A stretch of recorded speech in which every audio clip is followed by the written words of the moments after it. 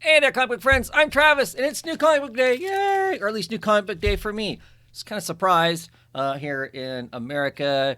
This week we had a holiday, and typically that means my books get shipped late enough that I don't get them by Saturday. But through the miracles of the United States Postal Service, I got my books. So these are books for what, September 4th, 2024, if I didn't say that already. My handy dandy invoice here tells me that I have 11 books this week. What did we get? All right, off the bat, we got Cruel Universe. This is issue number 2. This is the EC Comics rebirth that Oni Press is doing. Wonderful cover. The stories inside were all right. The last issue. I think this is only going 4 issues. 5 issues. Looking at my invoice. 5 issues.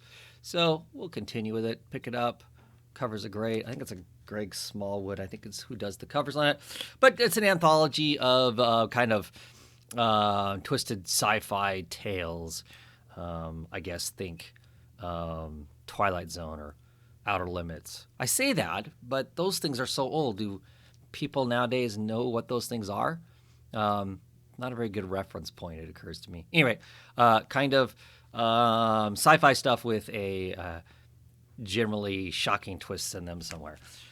Kind of a deal. What do I got next? Ooh, issue 25 of Poison Ivy. Kind of crazy that it's gone on as long as it has. But cool. 25th issue, all you can eat special. It's a whole lot of meat. And why is she eating meat? Well, because she doesn't eat plants, right? Well, no, she has to eat plants, right? It never really occurred to me about Poison Ivy, about how that part goes. I've been thoroughly much enjoying Poison Ivy. I think this issue, it's a $6 issue, $5.99, so it feels a little heavier, a little thicker. Probably have some stuff going on in it because it's the 25th issue, kind of thing. But yeah, looking forward to seeing what's next because we had this whole death, rebirth thing, storyline that went on the last few issues. So what is next for Poison Ivy? I'm looking forward to checking out. The last issue of Animal Pound. It's been a decent story. Aggravating at times, solely because it mirrors a lot of politics in current America, which I find aggravating, to be polite. Tom King, Peter Gross, Taran Bonneville, creators on the book. We'll see what happens now that they've had their politics, their rule of the pound for so long now.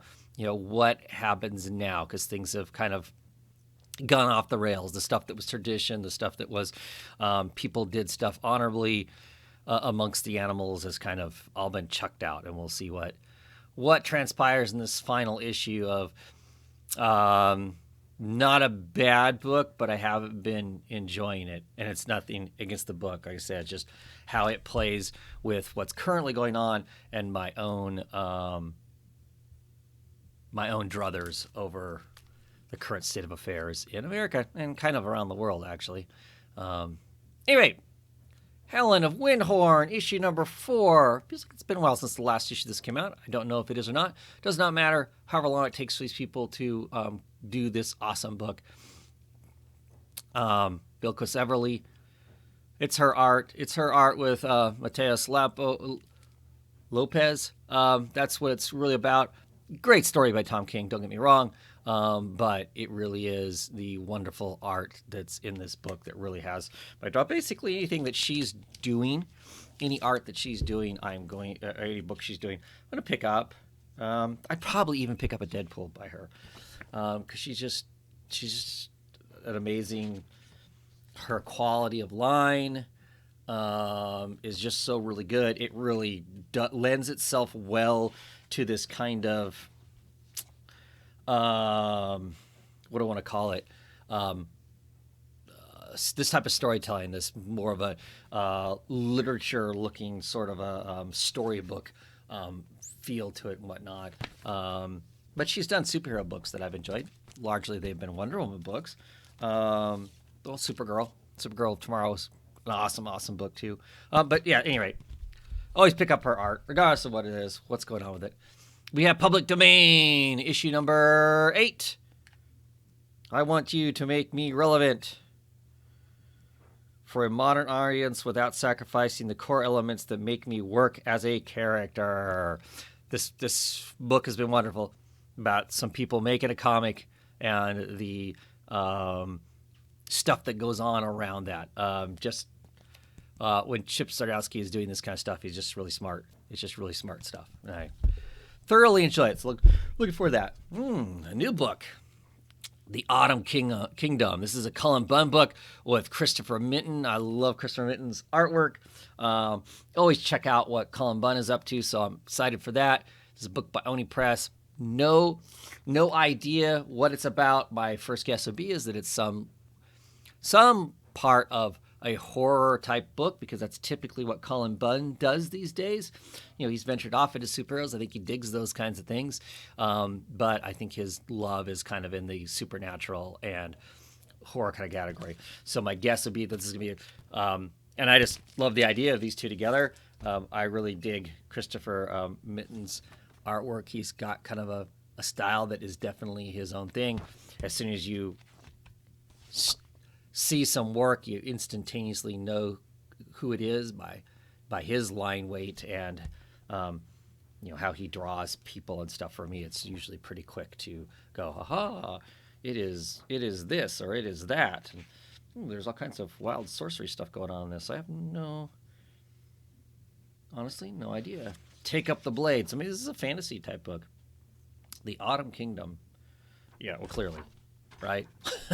First page tells you that. So looking forward to checking it out and seeing what all is going on in it. The Immortal Thor, issue number 15. Last issue pulled itself out of the kind of melange of what Marvel crossover event type stuff tends to do to a book. So now I'm looking forward to seeing what is going to be next with Thor. The ending of the last issue ended with some potential tipping points for Thor himself. So I'm interested to see what that is going to be about and whatnot. So kind of excited to be reading Thor again after about 2 or 3 issues of pain. And then we get Birds of Prey, issue number 13. I think we're finally taking it to our nemesis that's been kind of pulling them through all these different portals and whatnot. We have all of our characters back to looking like themselves again. So I have no idea what kind of world they're going to pop into. But very much looking forward to checking it out and seeing where the team lands at with this and then what potentially is coming back. I was just reading to see who was on the Gildry. I'm not familiar with that artist off the top of my head, so I'll be curious to see what it looks like on the inside. Ooh, book I'm looking forward to. The last Plastic Man miniseries that came out, I did not enjoy a whole lot at all. This Plastic Man No More, Black Label book, this is issue number 1. Cantwell is writing it. That's the big thing I'm excited about. Linus, who I think is the artist that was on these last issues of Briar, I believe, are in the book too.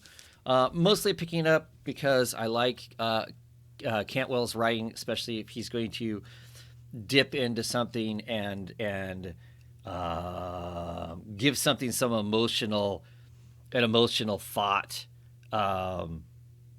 as opposed to just being your standard superhero book. And I'm betting that's going to be the case here with Plastic Man. So I'm looking forward to checking that out. The guy's written a lot of really great stuff. I really enjoyed the Blue Flame. His She Could Fly series was excellent. If you're into TV shows, I haven't watched it yet, but fully intend to at some point. Halt and Catch Fire. He's one of the main creators of Halt and Catch Fire. Creators and writers of that. So, this has got Detective Chimp in it looks like. You know, it's got Plastic Man doing typical Plastic Man stuff. Some of the art in this is great because some of the art lends itself to being the kind of campy